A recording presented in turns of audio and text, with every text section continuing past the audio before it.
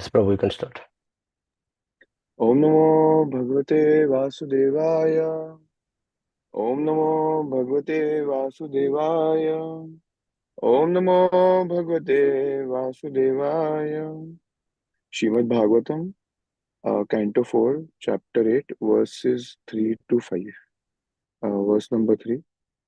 Tayo samma bhavalyo lobho nikritischa mahamate ताभ्याम क्रोधश्च हिंसा च यद्दुरुक्ति स्वसाकली. Translation. Translation.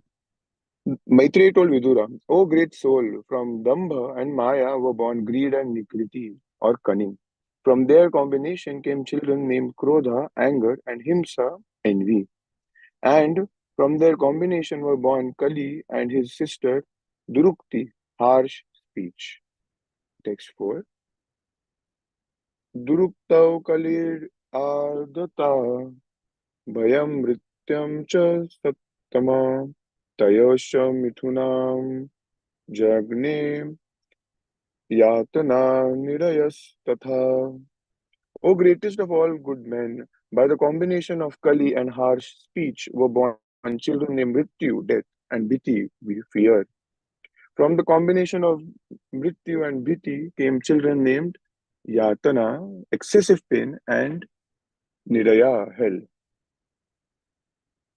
Sangrehen Mayakhyato Rati Sargastava Tri Shutvaitat Umam Punyam Vidhu Noti Atmano Malam. My dear Vidura, I have summarily explained the causes of devastation. One who hears this description 3 times attains piety and washes the sinful contamination from his soul. Purport by His Divine Grace, Abhaycharana Aravinda Bhaktivedanta Swami Prabhupada. The creation takes place on the basis of goodness, but devastation takes place because of irreligion. That is the way of material creation and devastation. Here it is stated that the cause of devastation is adharma or irreligion. The descendants of irreligion and falsity, born one after another, are bluffing, cheating, greed, cunning, anger, envy, quarrel, harsh speech, death, fear, severe pain, and hell. All these descendants are described as signs of devastation.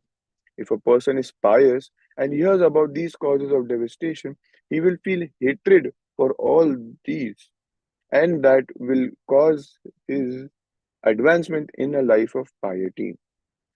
Piety refers to the process of cleansing the heart. As recommended by Lord Chaitanya, one has to cleanse the dust from the mirror of the mind, and then advancement on the path of liberation begins. Here also, the same process is recommended. Malam means contamination. We should learn to despise all the causes of devastation, beginning from irreligion and cheating, and then we shall be able to make advancement in a life of piety. The possibility of our attaining Krishna consciousness will be easier, and we shall not be subjected to repeated devastation. The present life is repeated birth and death. But if we seek the path of liberation, we may be saved from repeated suffering. Om Ajnanatimirantasya Jnananjana Chakshurunmilitam Yena Tasmai Sri Gurave Namah. Shri Chaitanya Manobhishtam Stapitam Yena Bhutale Swayam Rupa Kadamahyam Dadati Swapadantikam Nama Om Vishnu Padaya Krishna Prishtaya Bhutale Shri Mate Bhakti Vedanta Swami Niti Namine Namaste Saraswati Deve Gauravani Pracharine Nirvishesha Shunyavadi Pashyatya Desha Tarine Jaya Shri Krishna Chaitanya Prabhu Nityananda Shri Advaita Gadadhara Srivasadi Gaura Bhaktavrinda Hare Krishna Krishna Krishna Hare Hare Hare Rama Rama Rama Hare Hare Mukham Karoti Vachalam Pangul Langatigiri Yat Kripataham Mande Shri Guru Dinadaram Vanchakalpatarvesha Kripasindhavesha Patitanama Pavanibhyo Vaishnavibhyo Namo Namah. If a person is pious and hears about these causes of devastation, he will feel hatred for all these. And that will cause his advancement in a life of piety. So, Prabhupada is mentioning in the purport what is the reason of all these things. In the first line itself, in the fifth verse, he says that the creation takes place on the basis of goodness, but devastation takes place because of illusion. That is the way of material creation and devastation. So when we understand that that is the way, the point which we are the acharyas are trying to make, this is the way how the material world is working. It's not that, oh, some scientist developed something somewhere and now, oh, this is the way. You have developed a big collider scope and you have so many big machines, and then you're trying to understand, which is good. But to come to a conclusion that this is the way is actually a false understanding. Why?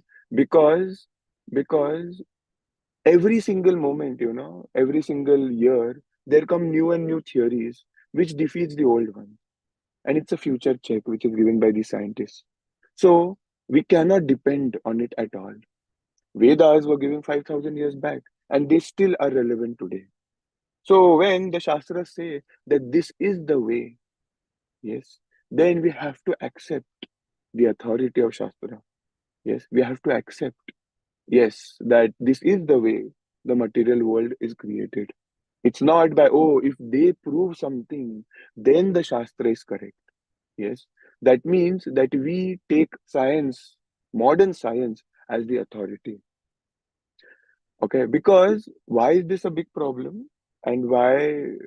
Because for me also, I was thinking this, that this is a big problem in general. Because the until and unless some person who is a valid source of knowledge, which is coming from this modern education society, if we get something from them, then yes, now science has proven that Vedas are correct. And then we get very happy, we tell everybody else, and blah blah blah. Tomorrow, if the same scientists come back and say that no, no, no, no, that is not what I meant this, then we get depressed. Yes. Why? This is because of lack of faith in the Shastra. Yes, lack of faith in the Shastra. The Shastra says this, and then we have to accept it. Now we can, under like Maharaj mentioned on Sunday, he mentioned that there is philosophical speculation and there is mental speculation. So all these theories which are coming up, they are on the basis of mental speculation. But somebody might say that no, Prabhu, you can see, right? This is not mental speculation. See, this formula adds up and this adds up and that adds up. But it is, again, it is not basing their theory on the Shastra. That's why it is mental speculation. It is a lack of faith in the Shastra. Yes. And we have been habituated, rather, I have been habituated to make myself understand that yes, this modern science, if they agree, then we agree. And then whenever something happens according, if you've seen the trend amongst devotees also, it's like whenever something comes up, which is like abiding by modern science, and then it's like, sent on all our WhatsApp group, then it's on statuses, and then it's on Facebook, even modern science is agreeing to this. That means we never had faith in the first place. Yes, we never had faith in the first place. Why are we getting happy at that on that? If if we are getting happy on that, that means our faith is dependent on somebody else's conviction. Yes, it is dependent. It is Laukika Shraddha. As be Swayam Bhagwan Keshav Maharaj explains this.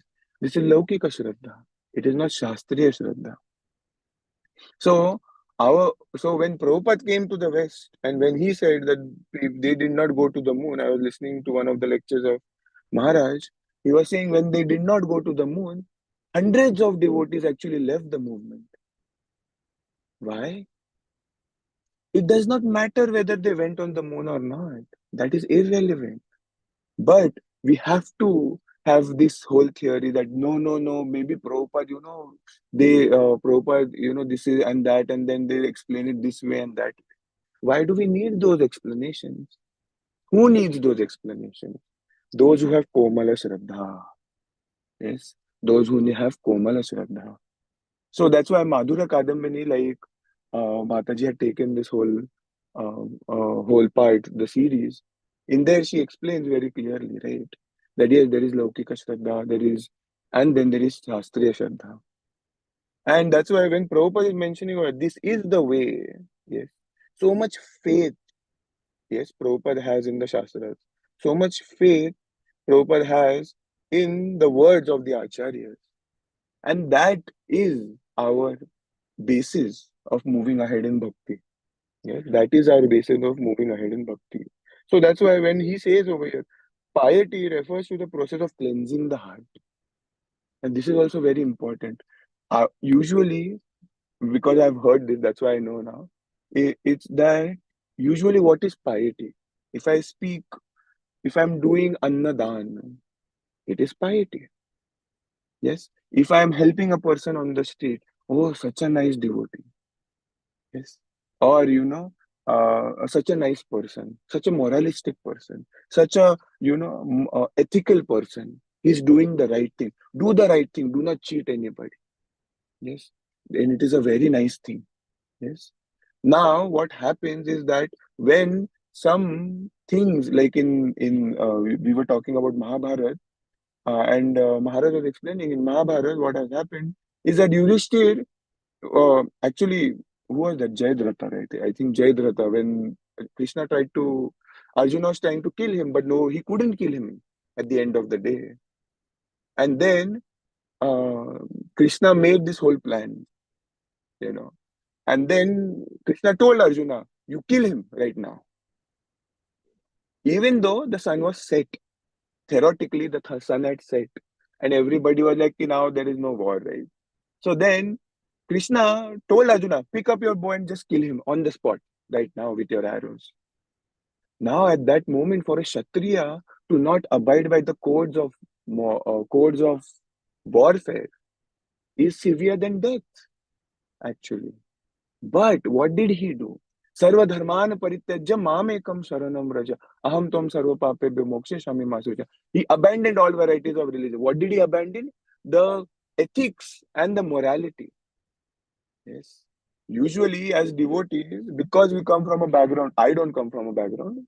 So, but we get affected by these modes where goodness and morality takes over us, over Krishna consciousness. But in Bhagavatam, again and again, and Krishna himself, he's telling that no, kill him right now. According to the code of ethics, it's wrong. You just can't do all that. They were all fighting. But then Krishna showed they see no, actually the sun did not set. But then we need this explanation that Krishna performed this miracle, and that's why it is correct. Krishna is never wrong. So now what are we doing? We are putting Krishna in the boundaries of our own morality and goodness. Okay, this is very subtle. I know it might be a little intimidating, but it's for myself also. It's that we get fixed onto that, this is not according to my books of good morality. This person should behave like this, that's why he's not a good devotee. He should behave like that, then he'll be a good devotee. He should not do such kinds of things. He should not say these things. A devotee does not do all these things. Correct hai? But where is this coming from? This is not coming from on the basis of spirituality. you know it is it is coming from the basis of it is coming from the basis of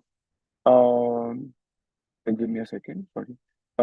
This is coming from the basis of our own morality. It is not coming from Shastra. you know Apichet suduracharo. Kratu Maharaj had actually explained this, right? Apichet suduracharo. And that's why when he mentioned that, what does that mean? A devotee doing an abominable thing. A devotee doing an abominable thing is still glorious. Why? Because he's understood what it means to surrender unto Krishna a little bit at least. It's better than a person who's doing morality on the common sense. Yes. We are not berating the normal people over there, but At the same time, we are exposing the hypocrisy of this world. That because these modes of nature are going to be changing every single moment. Today somebody is behaving good. Tomorrow that single person will behave bad when it is about his own sense gratification. Yes, when it's about his own sense gratification. So that's why when Shastras say these things, when Prabhupada, that's why this whole thing came up, is because when the Shastra said this is it, you know, how much do we give explanation to ourselves? When the Guru says something, when the Guru says, no, this is you, this is what you do. How much emphasis do we give on that? Oh no, or we start speculating on why the Guru said that. You know, this is there. One example which I had heard is that Jagannath Das Babaji Maharaj, and his disciples. Okay, so whenever the disciples were like taking the mala, taking their japa beads and started to chant, at that moment, Jagannath Das Babaji Maharaj would say that, hey, you get up and go and water this plant, the pumpkin plant or that plant, this and that. Whenever they used to pick up their mala, you know, the japa beads, they would be told to do something else. These disciples then went to whom? Kedarnath Dutt. Who's Kedarnath Dutt? He's Bhaktivinoda Thakur, the seventh Goswami. They're complaining. He's like, why does Guru Maharaj do this? He's not letting us chant. He's not letting us chant. If I was in that situation, I'd be like, oh, very nice. It's such a troublesome thing. But these devotees, they really wanted to chant. I'm like, it's nice. So nice. I aspire for it. I don't work towards it, but I aspire. But the thing is that they want to chant, and then they're saying that Guru Maharaj is not letting us chant. Whenever we try to do this, he's trying to tell us to do something else. Then Bhaktivinoda Thakur says that then whatever the Guru is saying, that is your bhakti. Watering that plant is bhakti. Yes. Why are we speculating? He's mentioning, why are we speculating? So much. Then sometimes we only think, we start doing dosha darshanam. Even to the Guru, if we are very close, we start doing dosha darshanam. That we try to correct these great souls. Why do we try to correct? Because oh, this is oh, this person forgot this. Or maybe he doesn't know what goes on over here. That means we have not understood what it means to be surrendered unto the Guru. This whole thing came up in Haldar Maharaj's class. He's like, we start seeing when we are close to the Guru, we start doing dosha darshanam. Dosha darshanam. Yes. And because of that, then we do the greatest offense, which is Guru Aparadh. The Guru might not take offense, but who takes offense? Like Mataji was mentioning just after chanting. What did she mention? She said that, Krishna doesn't like this blasphemy of devotee. Why? Because it's their devotee, you know. And I was thinking that, it is actually, I wouldn't ever do that. I will never find dosha in my guru or in the guru system and everything what we have set up in what the GBC has set up in ISKCON, what Prabhupada has set up in ISKCON. I'll never find. But the thing is that because I am not purified, when I'm close to these great devotees, I tend to do this. And I've seen it with myself. Sometimes we think it's correct. But when I heard Haldar Maharaj's lecture, actually, no. It's like I am thinking it's correct from whose perspective? From my perspective, not from Shastra perspective, not from devotee perspective, not from Krishna's perspective. It's my perspective that why is this person behaving like this? Why didn't Guru Maharaj smile to that devotee when he was walking down the street if he knows everything? This questioning mentality itself, was wrong. When I was thinking about it, and I'm like, thank God I am not near to him. you know. So, all these points come up when do they come up? When we have Komala Shraddha. Yes, Komala Shraddha. And when do we get this Shastriya Shraddha?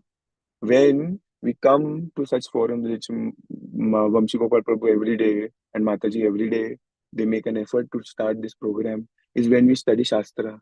When we study Shastra and we associate with those who have the faith in their Guru, when they have faith in unflinching faith, then we get that. Yes, then we get that. Thank you very much. Yeah.